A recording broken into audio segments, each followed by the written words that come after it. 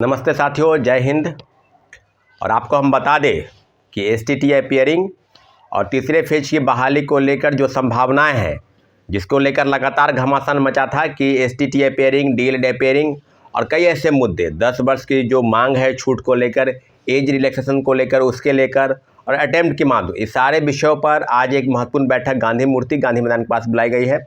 इसलिए आपको अवगत करा दें कि जितने भी समस्याएं हैं सबका समाधान के लिए हम लोग एक मीटिंग बुलाई है और मीटिंग के माध्यम से ये तय होगा कि आगे क्या करना है, क्योंकि अब जो बातें हैं बिल्कुल अब सप्लीमेंट्री रिजल्ट से लेकर और TRE-1 से लेकर TRE-2 तक जो पूरक परिणाम जारी नहीं हुए और लगातार छात्रों अभ्यर्थियों को धोखा में रखा गया। आपको याद होगा कि प्रथम फेज की बहाली में जो 4700 पद की सूची शिक्षा विभाग ने BPSC को भेजा था और मात्र 2773 लोगों का रिजल्ट शिक्षा विभाग से।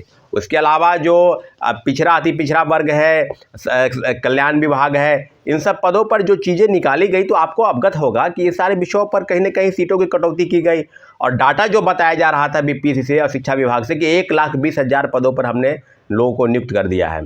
वही हाल दूसरे फेज की बहाली में भी हुआ।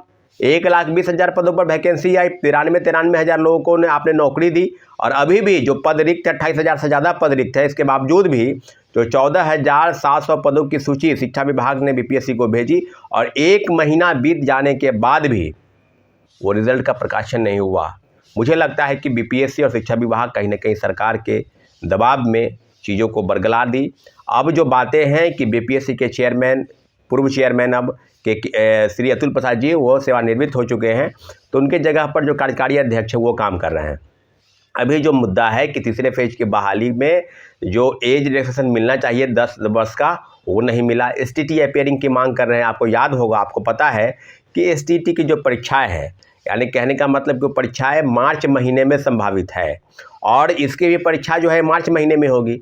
तो अगर उनको एक मौका तो परीक्षा में बैठने का मिल जाता, लेकिन इन सारी समस्याओं पर जब हम लोग 14 फरवरी को बिहार के डिप्टी CM श्री सम्राट चौधरी से मिले, उन्होंने कहा कि हाँ बिल्कुल रूप से हम लोग इस पर मुख्यमंत्री से बात करेंगे, नियोजित शिक्षकों के मामले पर मुख्यमंत्री जी के समक्ष अपनी बातों को रखेंगे और पूरक परिणाम पर जिस तरह के वक्तव्य सत्ता में नहीं रहने के बाद आप विरोधी दल के नेता थे सम्राट चौधरी, विजय सिन्हा और सुशील मोदी, ये सब स्पष्ट बोलते थे कि 40,000 पदों पर पूरक परिणाम आने चाहिए, बड़े पैमाने पर फर्जीवाड़ा हुआ है, शिक्षा विभाग और BPSC घोर लापरवाही बरत रही है, युवाओं की बात नहीं सुनना चाहती है, छात्रों के साथ रोजगार के विषय पर और कई ऐसे विषय थे जिसको लेकर लगातार वो प्रेस के माध्यम से बोल रहे थे। परंतु वही व्यक्ति आज बिहार का दोनों व्यक्ति डिप्टी CM बने हैं, तो आज पता नहीं क्या हो गया है, आज कौन सा सांप सूंघ गया है। लगातार 14 फरवरी के दिन, फिर 19 फरवरी के दिन जब शिक्षक अभ्यर्थी मिले तो कोई सुनवाई नहीं है। लगातार पूरक परिणाम को लेकर घमासान छिड़ा है, लेकिन कोई उस पर लेकिन अब आपको बता दें कि आज के बैठक के बाद अब निर्णय होगा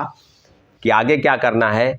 निश्चित रूप से हम अपनी मांग को लेकर अडिग हैं और सरकार के समक्ष जो भी बातें होंगी, अब सरकार जो है NDA की है, महागठबंधन की सरकार नहीं है, तो अब NDA से सवाल होगा कि क्या आप जो सत्ता में नहीं थे तो जो बात आपने वादा किया, जो बात आप कह रहे थे, और मांग बिल्कुल जायज़ है, पूरक परिणाम की मांग बिल्कुल जायज़ है, एसटीटीआई पेयरिंग, डीएलएड पेयरिंग की मांग बिल्कुल जायज़ है, तो सारे विषय पर आपने चुप्पी मसाद रखी है। 10 वर्ष का एज रिलैक्सेशन मिलना चाहिए, क्योंकि बहाली 2021, 2011 में, 2019 में एसटीटी की परीक्षाएं हुई।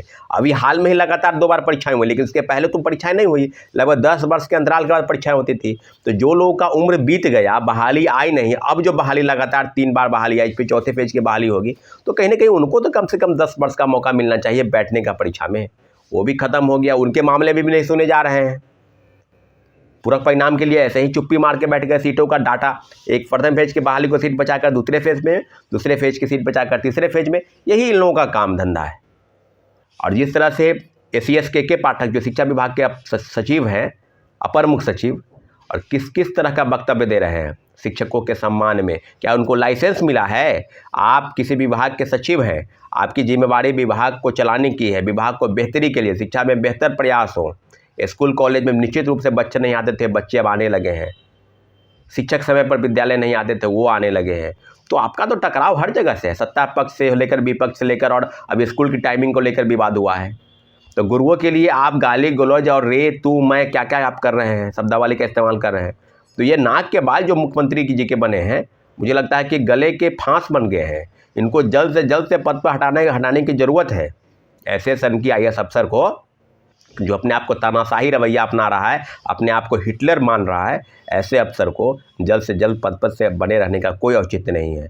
इसलिए आज पूरक परिणाम को लेकर, STT पेयरिंग को लेकर गांधी मूर्ति गांधी मैदान पर जो बैठक बुलाई गई है, उसमें सभी शिक्षक अभ्यर्थी मौजूद रहेंगे और अपनी बातों को हम लोग आगे तक ले जाएंगे। क्या करना है, नहीं करना है, किन किन विषयों पर बातचीत होगी, निश्चित रूप से हमारे चैनल को अपने सब्सक्राइब नहीं किया तो प्लीज़ सब्सक्राइब कर दें और लाइक शेयर करें, ताकि हमारी बात आप तक पहुंच सके और आपकी जो समस्या है उसका समाधान करने के लिए मेरा जो प्रयास है उसमें मुझे सफलता मिले। ठीक है साथियों, धन्यवाद। जय हिंद।